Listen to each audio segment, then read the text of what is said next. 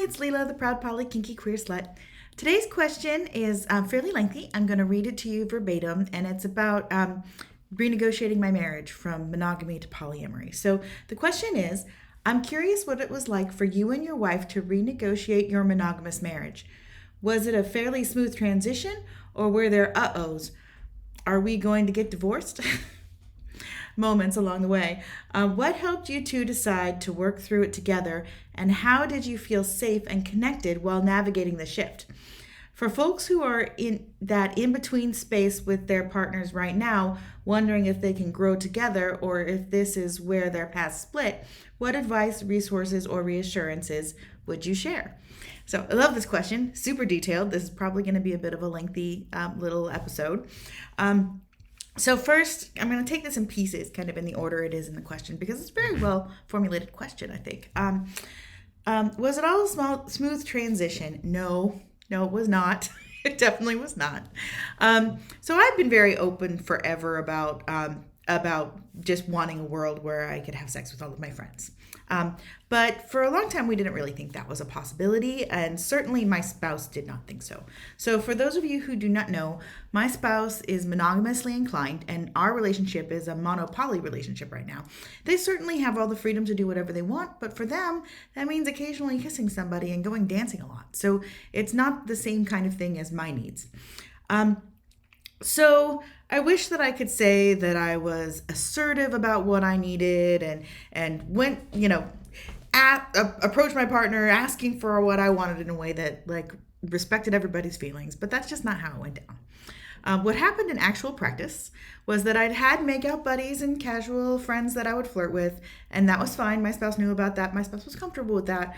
But one night during COVID, we had a friend over for a backyard party where there was liquor, and there hadn't been liquor for a while. And I drank a ton of scotch and fucked my friend in the backyard. And the next morning, I did not remember much at all, like a few details. But the next morning, I'm messaging with my friend and lying in bed with my spouse going like, hey, why are my knees covered in grass? And found out that way that I had effectively slept with somebody when I wasn't supposed to. So that to me was like, oh, oops, I made a mistake. That was way too much alcohol. And that was the big problem for me, was that I don't dislike drinking to excess. And that was not a step I wanted to take accidentally. But for my spouse, it was crushing.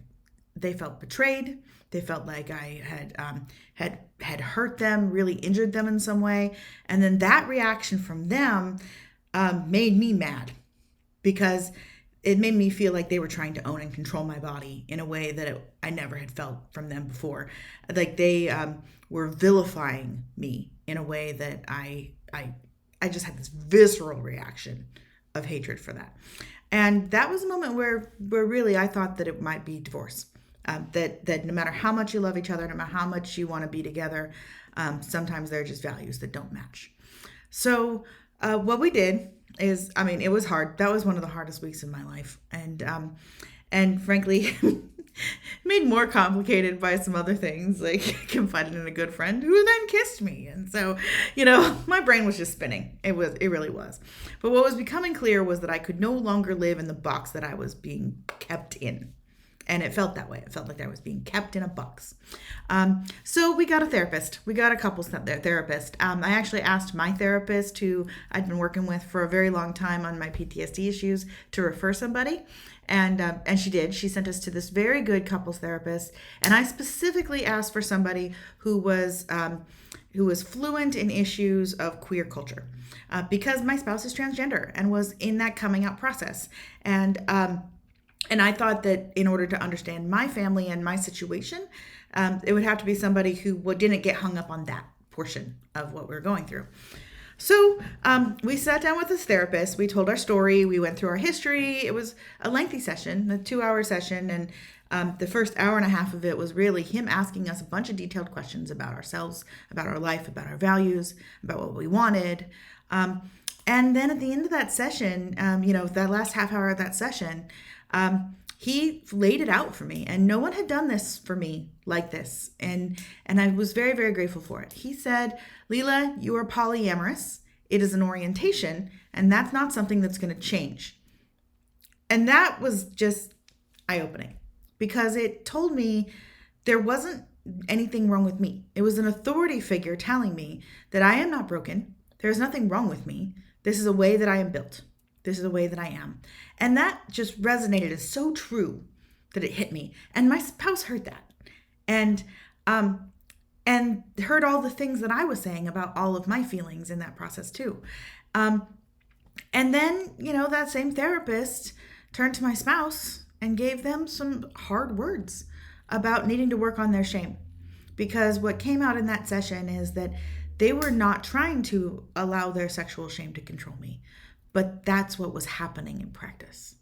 And that was it was eye-opening. So within a few days of that first session, there was a choice.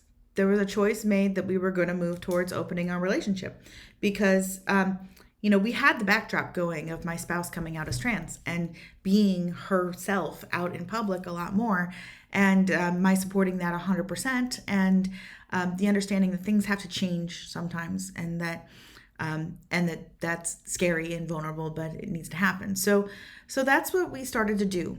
So now we get into some of the advice. So people will tell you take it slow.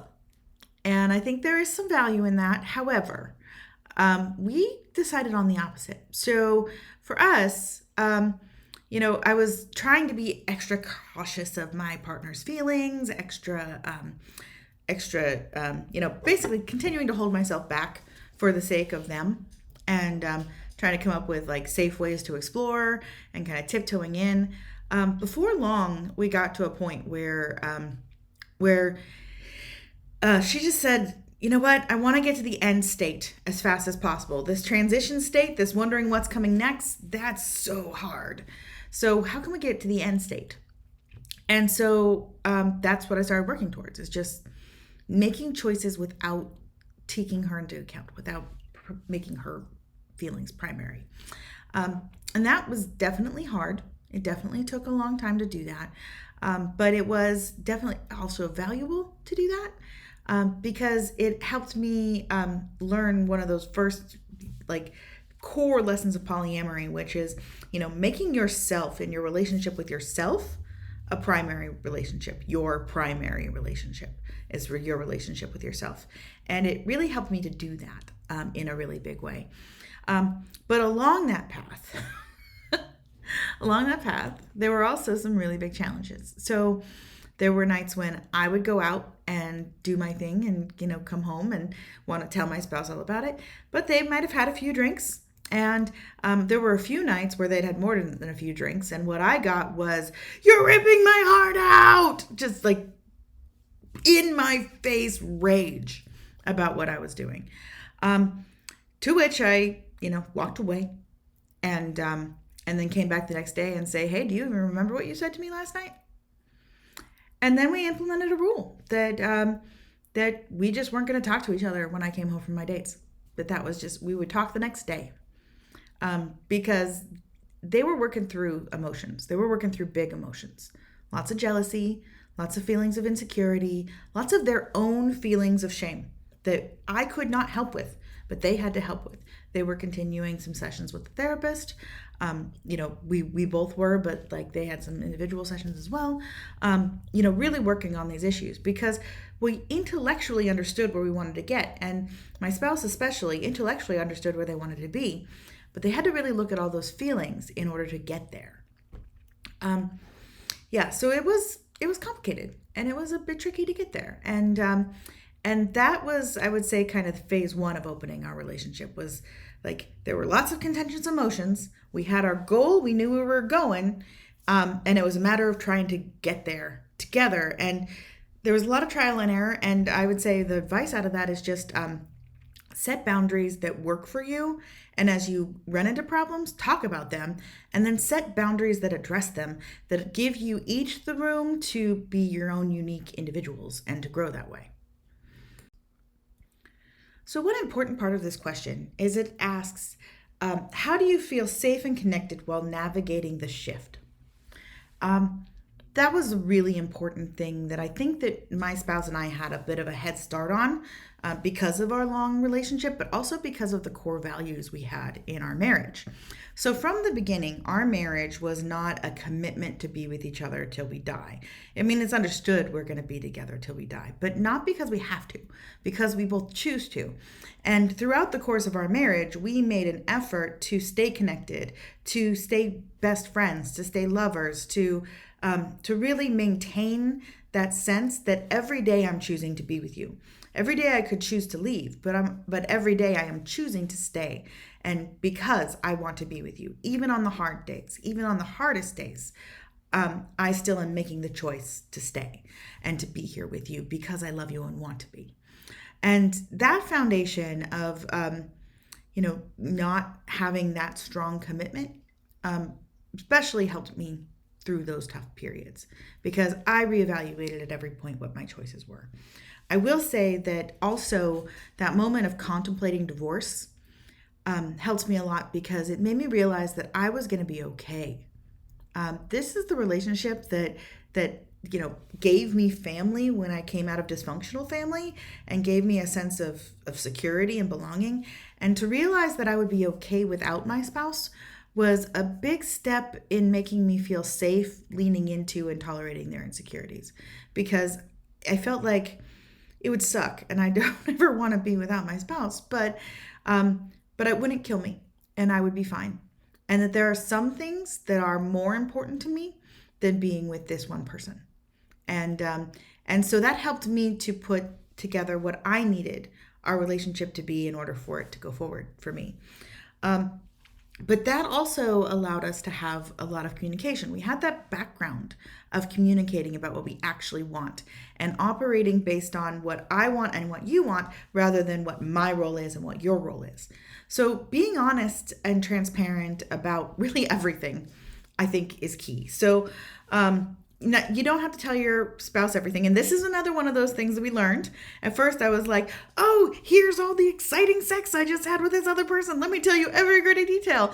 And that made my spouse feel horrible. And then finally, it's just like, I don't want to know. Don't tell me. And then things got a lot better. But we were able to have that communication about, no, don't tell me, because we were used to having honest communications, not about what we're supposed to do, but what we actually want. And one way you can really stay closer to each other and connected is by practicing having those conversations. So there are tools. There are so many tools. And I mentioned Multi-Amory, the podcast on this little channel a lot, but they really are great. What they do is wonderful. And if you like to consume information by listening to it and in podcast form, highly, highly recommend. There are also just a whole lot of books out there about opening your relationship. Doing the work of studying about this really does help. And not just about polyamory, but about effective communication and about how to manage and maintain good relationships. Another tool that I would recommend for just maintaining that closeness is take the time.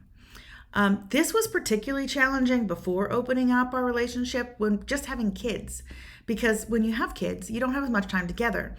But scheduling dates with your spouse and recognizing that time together spent taking care of the kids, managing the house, doing chores is not date time. It's not fun time. So you have to have the fun time in addition to that, in addition to the time where you're taking care of your responsibilities.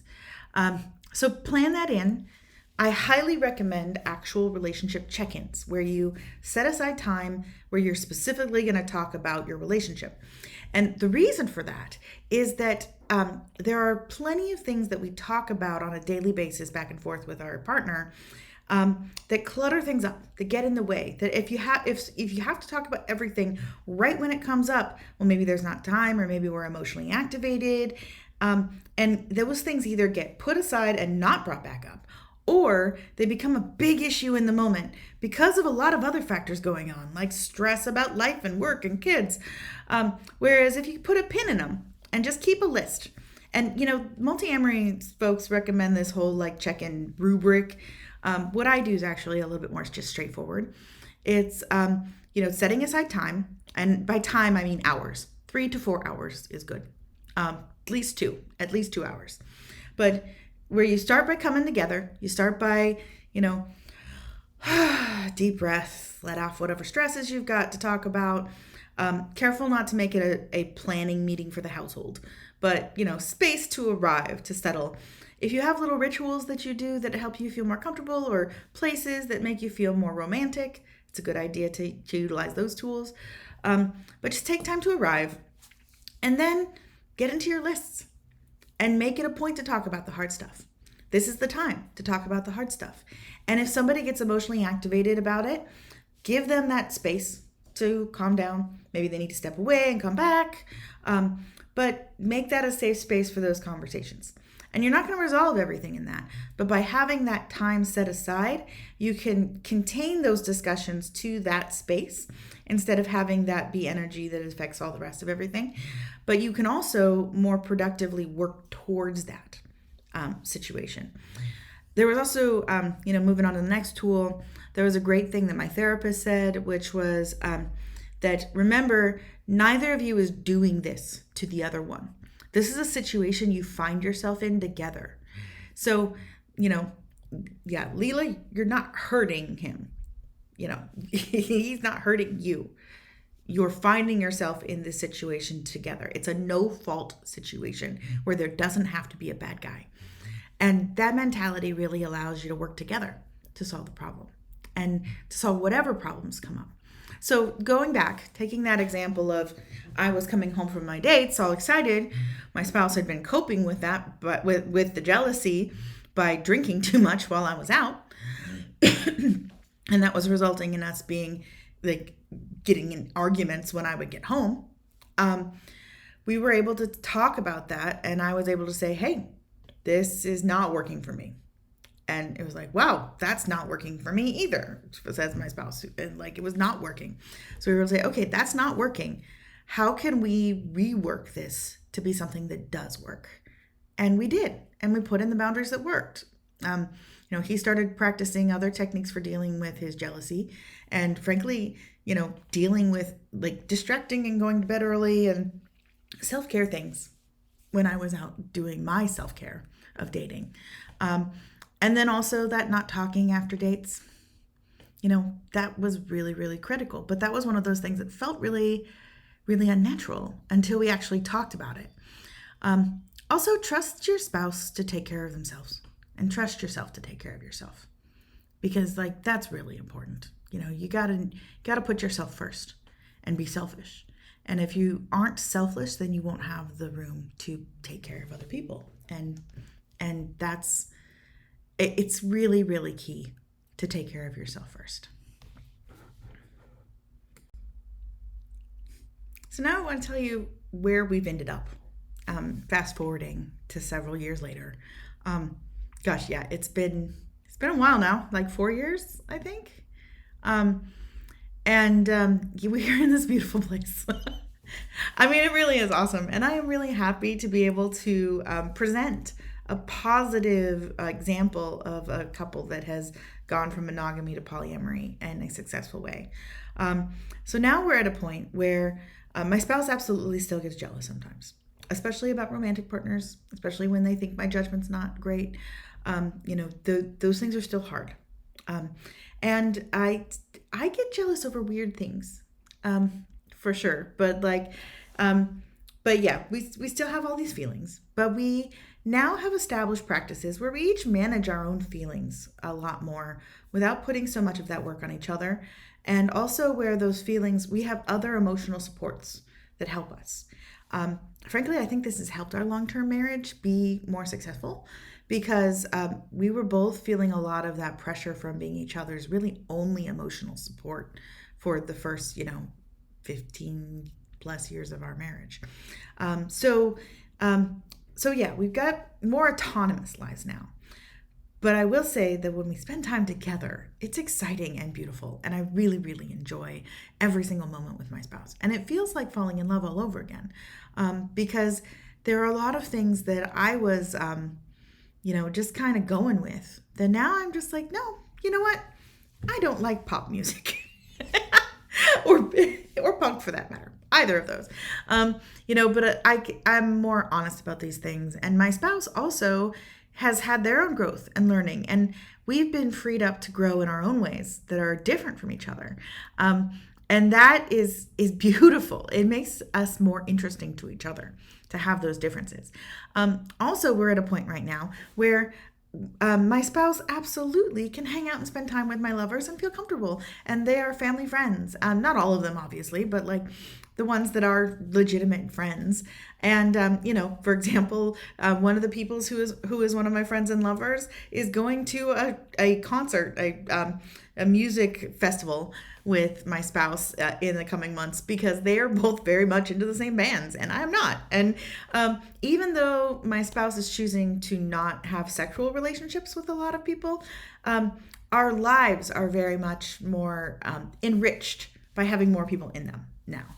And those tools of communication that we put together as part of opening our relationship, those have really served us well and continue to serve us well. It's also really helped us to have concepts entering our world from all of this polyamory education that are things like sexuality doesn't need to be the center of our relationship just because we're married. So if our sexual compatibility is not exactly what the ideal is for a marriage, that's okay. It can be whatever it works for us. And it doesn't have to be what other people say it should be.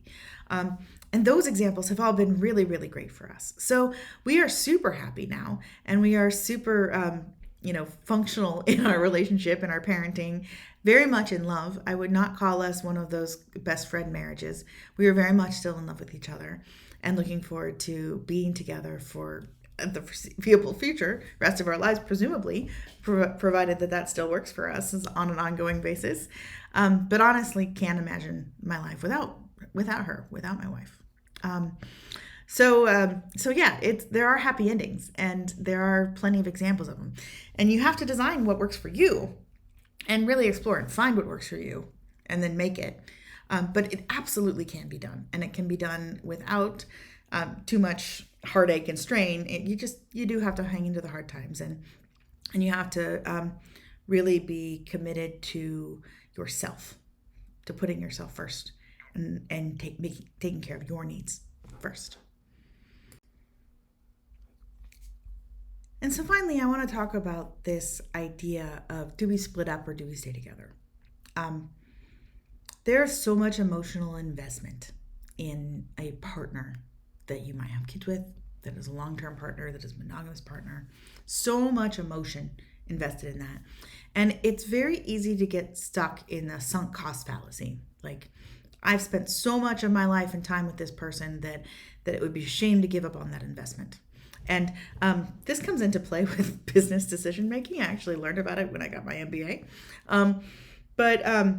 Yeah, you don't make decisions in business based on what you've already spent, because that money, that time, those emotional energy, that resources that you've already spent, that's in the past. That's gone. You can't get it back.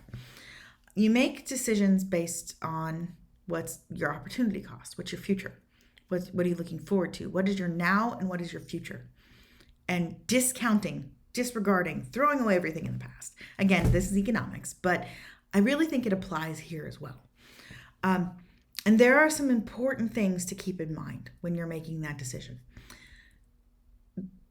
From that standpoint of having trashed the past, past doesn't count. Starting here and now, making that decision. The first thing is, there is no wrong decision. There is no unethical decision. There is no decision that makes anybody a bad guy. No one has to be evil.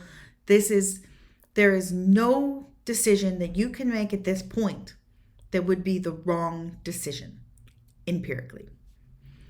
There are choices with different paths. And I firmly believe that many, many, many, many beautiful, successful, relationships that have been fulfilling for people in hugely meaningful ways.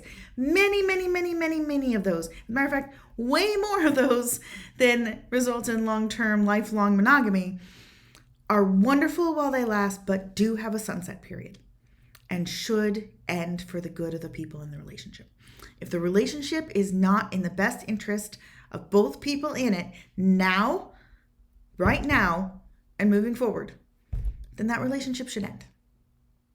And it hurts and it sucks and it's horrible, but it's the right choice for you if what that relationship is not serving you. And either person in that relationship needs to be serving both people now. And if that relationship is not serving both people well now, then it needs to change your end. And a lot of times that's hard. I don't know, I'm putting out the words, but it's harder said than done. But I do think that's important. And it's also important because the secret to a good transition with this stuff, and really I think the secret to happiness in a long-term monogamous long-term relationship, is being comfortable letting it go if that's the right choice. Because then you know why you're together. You know why you're making the choice. Every day I wake up and I know that I'm with my spouse because I love them, and that they're with me because they love me, and that we're together because being together serves us each. And that feels like love to me. I don't have to ever wake up and wonder if my spouse is here because they have to be. And so there's no wrong choice. Also, our society will tell you that there are lots of ethical problems with being divorced parents. That is bullshit. That is BS. You can absolutely be a good parent, functional friends, and raise kids as divorced parents. So your kids will be best off in whatever situation produces the happiest, most stable parents. So keeping that in mind, of course, consider your children. But wad up and throw away that idea that what's best for your children is for you to stay in an unhappy situation. Because what's best for your children is to see parents who are empowered and working for themselves to do what they feel is best for themselves and for the world. That is what's best for kids. Happy parents make happy kids. Now, of course, if that's your situation, you're going to have to communicate a lot with each other about how you maintain that stability and co-parent. But millions of people are doing this well. So plenty of resources about that. And I don't say that because I think people should break up. I don't. I do think a lot of times you can save the relationship, and saving the relationship or maintaining the relationship is what's best for the people involved. But I think it's counterproductive to save the relationship for its own sake. And I think that can get in the way and be too much pressure on somebody who's trying to figure these things out. Another piece of advice with this that is related to this whole question of stay or go. Jealousy is okay. Jealousy is a natural human emotion. And you really need to lean into that feeling if you're doing this transition, and become friends with it. Become friends with your jealousy. Jealousy is the best gift that my emotions have ever given me. And it's because it teaches me. It's such an instructive emotion. Multi-Amory has all sorts of great episodes about jealousy and envy. So highly recommend checking that out. There's also a lot of good books about that, just Googling around. But I will tell you that every single time I get jealous, it's because there's something I want that I'm not getting. There's something that I feel like I want that I'm not getting. And so by looking at that jealousy, by being like, I am jealous, and sit with that discomfort. By sitting with that discomfort and asking the question, why? What am I actually feeling? What made me jealous? What about this makes me jealous? I'm going to give an example. So if you see a picture of your partner with another partner, then seeing that picture makes you jealous. You're fearing something. What are you afraid of? Or you're either fearing something or you're wanting something, or both. What are you afraid of? What do you want? And then once you answer that question, you can find it. You can go get it. So, for example, if the answer to that question is, oh, they're sitting so close and holding each other, and that looks so sweet, and they look like they're having so much fun, I really want to have more fun with my partner. then you can plan fun things to do with your partner. And if it's oh, look at the way that they're looking at each other, isn't that so sweet? I want more sentimental stuff. You can plan more sentimental stuff with your partner. If it's I want to have other partners. I am envious because my partner's having so much success finding other partners. I want that. Well, then you can go out on your own and date more. And sometimes just realizing that really helps. But I like that it lets you set an action plan. And I would encourage managing your jealousy on your own. But to the extent you can, without putting that on your partner to solve, some transparency about what you feel like you need, and it helps you get your needs met. Talking about what you need helps you get your needs met. And jealousy is often, if you're ignoring your needs, jealousy will pop up and say, stop ignoring me. You need to look at this, and this is what you need to find for yourself. And I appreciate it when my brain gives me those roadmaps, even if it is a little bit of a punch in the emotional gut sometimes to get them. So yeah, manage your jealousy yourself, but learn from your jealousy. So much to teach. And I also always think therapy helps with everything. So also therapy, but yeah, lean into the darkness. Be okay with the idea that it might not work out. Be okay with your jealousy. Sit with your pain. And it really helps. It really helps a lot to sit with your pain. So I would like to thank the person who asked this question. They happen to be a friend of mine, and I really appreciate the thoughtful, considerate place it came from. I've tried to answer in a way that's not specific to that person, but that also I think gets at the core of the challenge that happens when folks are moving into this, and the core of what was motivating that question for this individual, because it is really important and it's really hard, and I think that we all find our own paths. So I am no longer looking in the comments for communicating with me about questions, but I do still think some dialogue is great. So if you feel like doing some dialogue, I'd encourage you to put in the comments any tips that you have. There's so many people who've done this in so many different ways. If you have successfully opened up a monogamous relationship, please share your thoughts either by emailing me at kinkyqueerslut@gmail.com or by posting your comments. And as always, if you do have any questions for me that you'd like me to address on this little show, please email them to me at kinkyqueerslut@gmail.com. Thank you so much for listening. This is Leela, the proud Poly Kinky Queer Slut. Have a great day.